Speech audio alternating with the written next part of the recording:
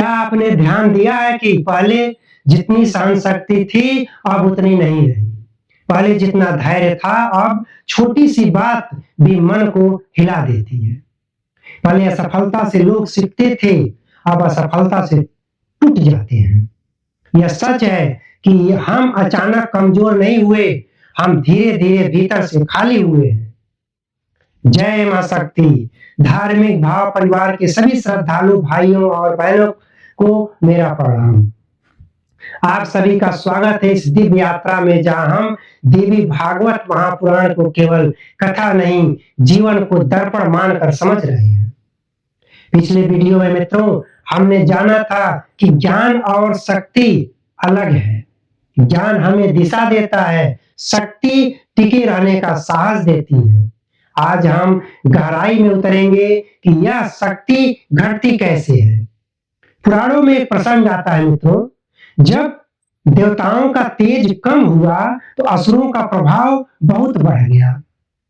बाहरी अस्त्र शस्त्र वही थे उनके पास, पर भीतर का तेज उनका कम हो चुका था। तेज कम होने का अर्थ क्या था मित्रों? मन का अस्थिर होना। आज मनुष्य भी उसी अवस्था से गुजर रहा है। कैसे? पहला कारण है तुलना। तुलना शक्ति को चूस लेती है। जब हम हर दिन अपने जीवन की तुलना किसी और से करते हैं तो हम अपनी ऊर्जा बाहर फेंक देते हैं। इससे यह धीरे धीरे आत्मबल को खा लेती है। दूसरा कारण है मित्रों अधैर्य। आज की दुनिया तुरंत परिणाम चाहती है।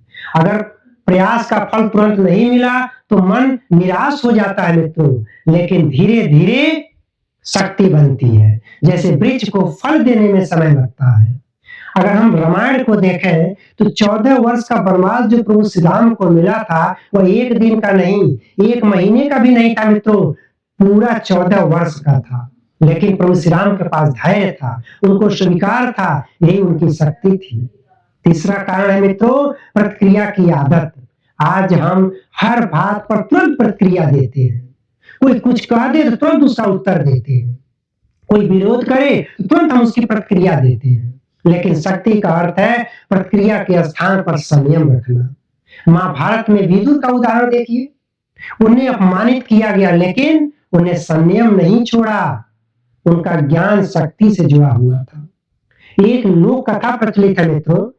एक गांव में एक वृद्ध संत रहते थे। कोई उन्हें अपमानित करता तो बस वो मुस्कुरा देते थे। लोगों ने पूछा, आप प्रतिक्रिया क्यों नहीं देते हैं? आपका इतना अपमान होता है। उन्होंने कहा कि देखिए, अगर मैं हर एक को अपने हाथ में पत्थर उठाकर जवाब दे तो मेरे हाथ खाली कब होंगे? यही तो शक्ति है मित्रों। हर बात का उत्तर देना आवश्यक नहीं। चौथा कारण है आत्मसंवाद का समाप्त होना। मनुष्य अपने आप से बात करना बंद कर दिया है। वह दुनिया को समझता है, लेकिन अपने मन को नहीं समझता। जब भीतर संवाद नहीं होता है तो भीतर की शक्ति धीरे धीरे सूखने लगती है। देवी भागवत हमें भीतर लौटने की शिक्षा देता है।